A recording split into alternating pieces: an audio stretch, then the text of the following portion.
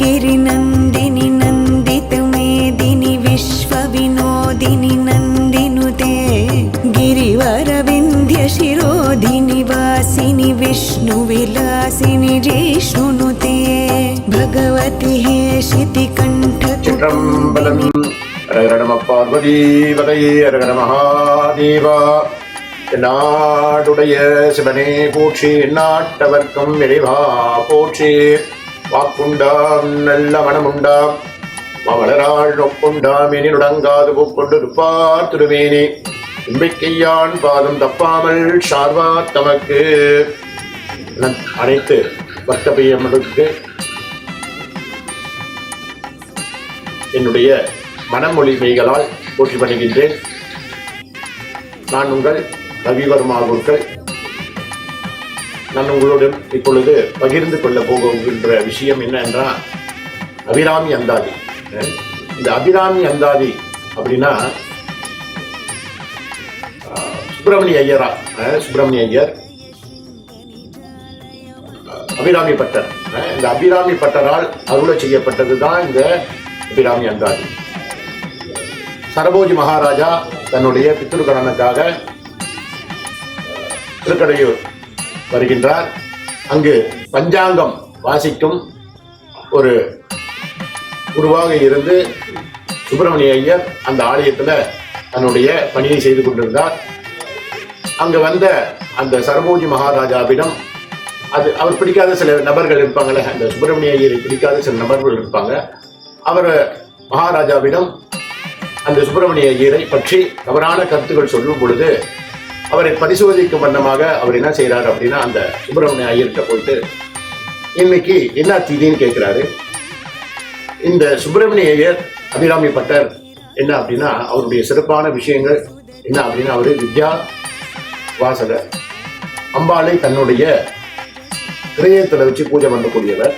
அவர் என்ன செய்யறாரு அப்படின்னா அந்த நேரத்தில் அவர் சுவாமியை வந்து வழிபாடு தன்னுடைய இருதயத்துல சுவாமியை வந்து வழிபாடு செய்து கொண்டிருக்கும் பொழுது இந்த ஸ்ரீ வித்யா வழிபாட்டில் என்ன அப்படின்னா சுவாமியை தன்னுடைய மனதில் நிறுத்தி ஹிருதயத்தில் நிறுத்தி வழிபாடு செய்யக்கூடிய ஒரு விஷயம் இருக்கிறது.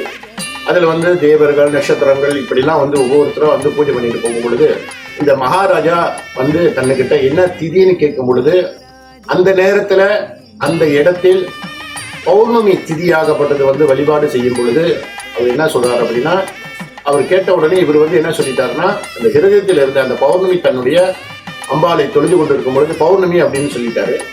அப்ப ஆனா அன்னைக்கு திதியாகப்பட்டது அமாவாசை, தப்பா சொல்லிட்டாரு அப்படின்றதுக்காக அவருக்கு மகாராஜாக்கு கோபம் வந்துருச்சு. இன்னைக்கு வந்து அமாவாசையா அப்படின்னு கேட்கும் பொழுது இவர் இல்லை இன்னைக்கு பௌர்ணமி அப்படின்னு சொல்றாரு. அப்ப என்னன்னா இன்னைக்கு இரவு சாயந்தரம் பௌர்ணமி வரணும், வரலனாக்கா உனக்கு தண்டனை அளிக்கப்படுன்றாரு. அதுக்கப்புறம் வந்து இவர் என்ன செய்யறேன், இது ஒரு நீண்ட கதை, நான் உங்களுக்கு சுருக்கமா சொல்றேன். எனக்கு தெரிஞ்ச வரை நான் சொல்றேன். சில தவறுகள் இருந்தால் மன்னிட்டுக் கொள்ளுங்கள். அப்ப இவர் என்ன செய்யறாருன்னா அப்ப அவரு அம்பாளுக்கு அருளை செய்ததுதான் அபிராமி அந்தாதி. இந்த அபிராமி அந்தாதினுடைய சிறப்பு என்னன்னு கேட்டீங்கன்னா ஆதியை அந்தமாக கொண்டு வருவது. அப்படின்னாக்கா இந்த முதல் பாடலாகப்பட்டது படிக்கும் பொழுது அந்த பாடல் வரியில கீழே வரும் பொழுது அந்த பாடல் வரி எந்த வரியில முடிகிறதோ அந்த வரியில அந்த பாடல் தொடங்கும். அதுதான் அந்த பாடலுடைய சிறப்பு. உதாரணத்துக்கு பார்த்தீங்கன்னாக்கா உதுகின்ற செங்கதிர் உச்சத்திலகம் உணர்வுடையோர் பதிக்கின்ற மாணிக்கம் மாதரும் போது வளர்க்க மலை துதிக்கின்ற மென்கொடி மென்கொடி குங்குமம் தோயம் என்ன விதிக்கின்ற மேனி அபிராமி எந்த விழுத்துணையே.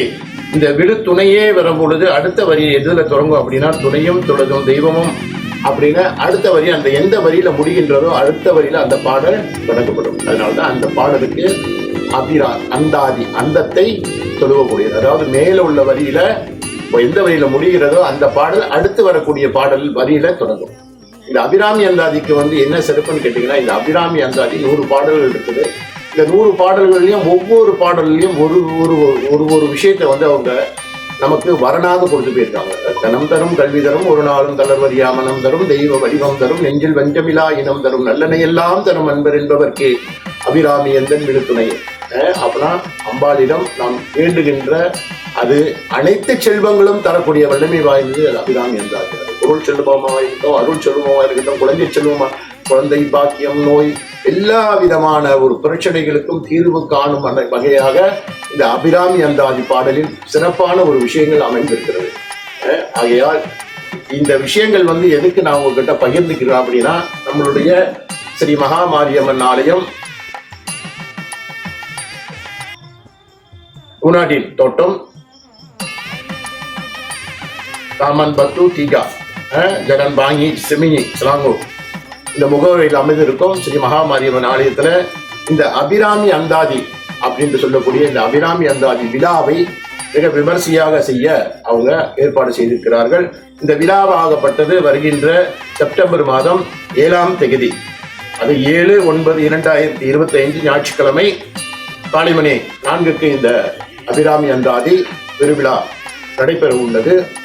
ஆகையால் பக்தர்களாகிய நீங்கள் யாரேனும் இந்த விழாவில் கலந்து கொண்டு அம்பாளின் திருவருளுக்கு பாத்திரமாகும்படி இருந்தால் நீங்கள் இந்த வைபவத்தில் கலந்து கொள்ளும் அன்பர்கள் ஆலய நிர்வாகத்திடம் தொடர்பு கொண்டு இந்த விழாவில் கலந்து கொண்டு அம்பாளின் திருவருளுக்கு பாத்திரமாகும்படி மிக தாழ்மையுடன் கேட்டுக்கொள்கின்றோம்.